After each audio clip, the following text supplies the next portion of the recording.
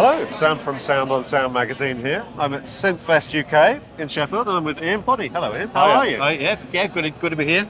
It's good to be anywhere, all right. Yeah, well, you know, yes, but definitely. Especially Sheffield, and especially when we're standing in front of lots of synthesizers. Yeah. You've got a special thing here because you've co-designed two Eurorack modules with Alan Hall of AJH Synth. This is correct. So tell us about these. There's the chance delay and the triple cross. I'll show you the triple cross first. It's basically, I did this patch on my Big Surge, where I have 4 different sound sources, usually VCOs, and I morph between them, but I have to use lots of different modules to do that. And I've managed to compress all that into this one module here.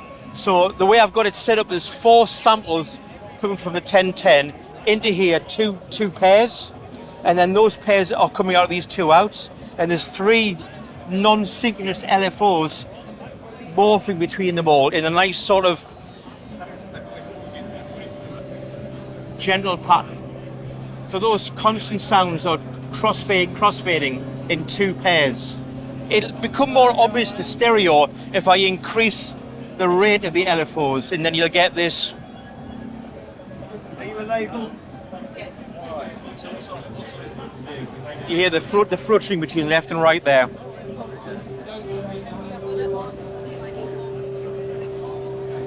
I can even use an audio oscillator to modulate it.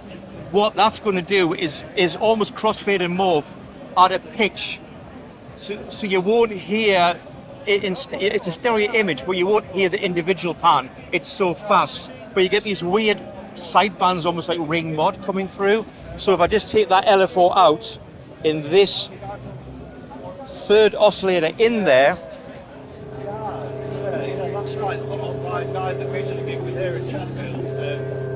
and then change the pitch of that. The ring modulator stuff is the actual panning being done in audio rate.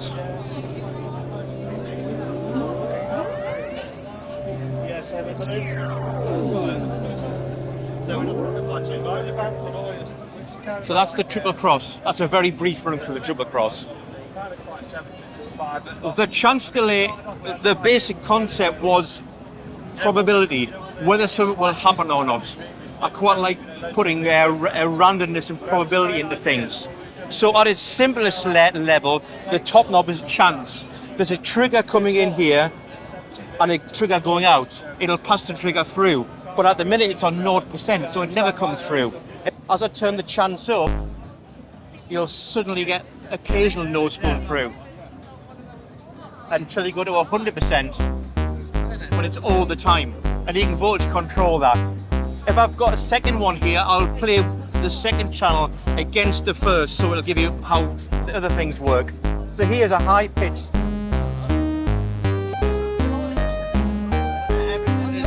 A little out of tune, I'm afraid. There's also delay. If I delay the second one against the first one, gate delay,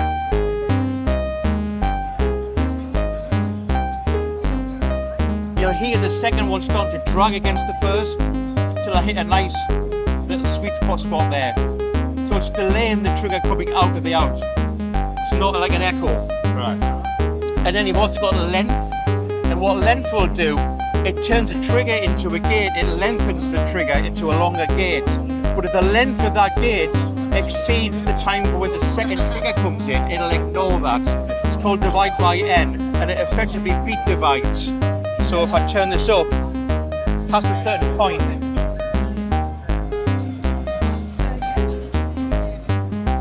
it's only playing now, it's only playing like half as much, a third as much, a quarter as much. And then you can kind of like add some effects. And all kind of sounds nice. Doesn't it always? And you can drop beats. Or you can have it really sparse. I'm not changing the sequence is the same by manipulating this in real time. Oh, very nice. And you can even put an audio signal through, which does all sorts of weird things. So that's a very brief. Excellent. Well, it sounds like a very fruitful partnership. Are these available to buy now? Yes. We have them on the stand, and they're on the website as well. And And how much are they going to cost me? Retail's 175. At the show, they're being sold at 155. And how about the triple cross? That's 260 and 230 at the show. Amazing. Thank you, Ian. All right, Nice thanks a to lot. see you. All right, cheers.